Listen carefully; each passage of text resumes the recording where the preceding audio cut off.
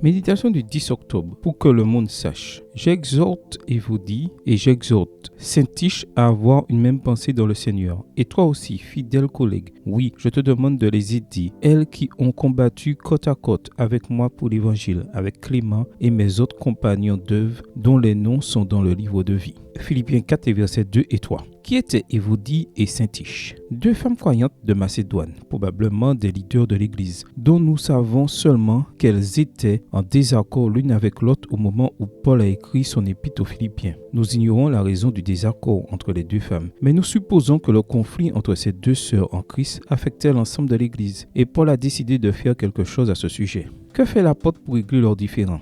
D'abord, il les supplie de mettre fin à leurs différences pour le bien de toute la congrégation. Ensuite, il demande aux autres membres fidèles de l'Église d'intercéder pour les aider à se réconcilier. Enfin, il leur demande de rester unis avec le Seigneur. Verset 1. En d'autres termes, il les exhorte à vivre en harmonie comme des sœurs en Christ et à se pardonner mutuellement comme le Seigneur leur a pardonné. Il y a une leçon importante à tirer de ce petit incident. Jusqu'au jour de la seconde venue de Jésus, il y aura des conflits entre les membres d'Église et même entre les dirigeants. Rappelons qu'Évodie et Saint-Tiche ont combattu avec l'apôtre pour l'évangile du Christ. Paul dit que leurs noms sont dans le livre de vie. Pourtant, l'apôtre a dû intervenir pour les aider à se réconcilier. Ce que nous disons ici, c'est qu'il est normal que des désaccords surviennent entre les membres d'une congrégation. Ce qui est inacceptable, c'est que nous laissions ces désaccords nous diviser et pire encore diviser l'Église. Évodie et Saint-Tiche se sont-elles finalement réconciliées? Probablement, mais nous l'ignorons. Autre question importante, y a-t-il quelqu'un de votre congrégation avec qui vous devez vous réconcilier aujourd'hui? Quelle que soit la cause de votre désaccord, que le résultat en ait été une séparation, un éloignement ou une division, le désir de Dieu est que cette personne et vous soyez unis avec le Seigneur. Rappelons-nous que, pour nous sauver, le Christ s'est humilié lui-même en devenant obéissant jusqu'à la mort